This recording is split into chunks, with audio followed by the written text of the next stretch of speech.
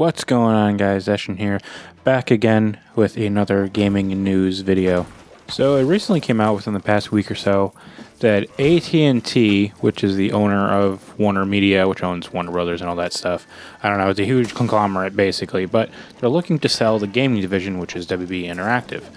Now, WB Interactive is kind of fairly new within the gaming space. I think they only started during like the PS3 era, but they pretty much publish any WB owned property like Lord of the Rings or Harry Potter and DC, and then they also own other stuff like they own NetherRealm Studios, who makes Mortal Kombat, and then Injustice, which is a DC property as well, and they also own TT Games, which makes all the Lego games. They also own a bunch of other properties and publish a bunch of other things too, but those are some of their bigger studios and IPs that they have.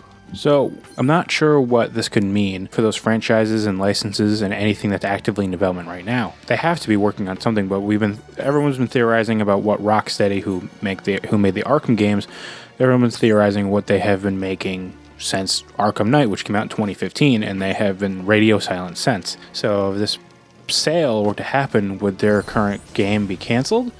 And also, there's been this rumor going around about some kind of Harry Potter RPG that's been in development.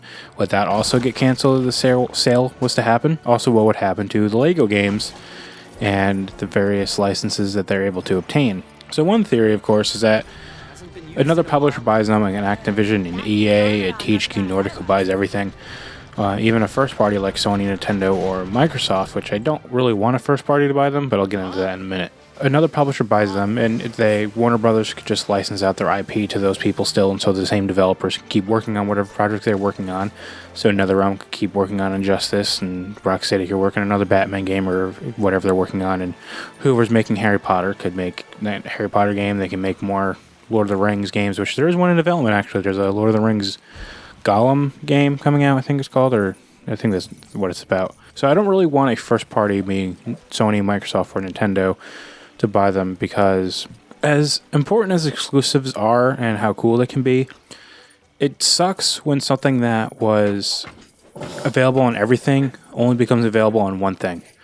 So I don't know if this necessarily happened if Microsoft were to buy them per se, but like you see that a lot where there's a lot of studios, sorry for some background noise, someone just left the room, but you see like a lot of studios that Microsoft have been buying, and now all those games that were available on everything are now only going to be available on Xbox and PC platforms, presumably. A big example is Double Fine, who made one of my favorite games of all time, Brutal Legend, and if hypothetically there were a Brutal Legend 2, that would be exclusive to Xbox and Windows platforms, which would kind of suck, because as someone who primarily plays on PlayStation, I would have to get a separate platform to play a sequel to a game I really like. And that would be a similar scenario in this sense. I don't want to be a hypocrite and not bring up Insomniac with PlayStation with their recent acquisition. I say recent, happened within the last year or so. But that was a little different, because most of Insomniac games were published by Sony anyway. They're known for Spyro, which was a PlayStation exclusive till Activision, or I think it was Universal at the time, bought the rights. I don't know how the whole... Same thing with Crash Bandicoot. I don't know how the whole thing worked. But either way, it was PlayStation exclusive at the time. And then they made all the Ratchet & Clank games, which is a PlayStation exclusive franchise. Resistance, PlayStation exclusive. So you got all these games, and then they branched out away from PlayStation a little bit, and they did like Sunset Overdrive, which is published by Microsoft, and did like Song of the Deep, which is published by Game Trust, and some other smaller things. But then eventually they went back home, and they were purchased by Sony after they made the Ratchet & Clank reboot and Spider-Man. But that's a different scenario. Like I said, it's not like all Insomniac games were available on Xbox and Nintendo beforehand. They were pretty much already a first-party PlayStation studio. But back to the main topic at hand. So if this does happen, I do hope it goes to like a big another publisher like a Ubisoft or an Activision or EA. Everyone always like, oh, they're just turning into like microtransaction-y bullshit. I'm like, I think they've kind of learned the lesson with the Reputation in the beginning, but I don't know. We'll see how that all works out. But I hope, whatever happens, I hope all these studios and games stay okay. It would suck for a lot of people to lose their jobs over this. But also, there would be a lot of great games that are at possible risk of either never coming out or just never seeing sequels or further iterations. I hope that everything that WB Interactive currently does will stay intact. Everything that's actively in development will still come out. And hope nothing really bad happens after this. Hope no studios get shut down or anything like that. But I guess we'll just have to wait and see.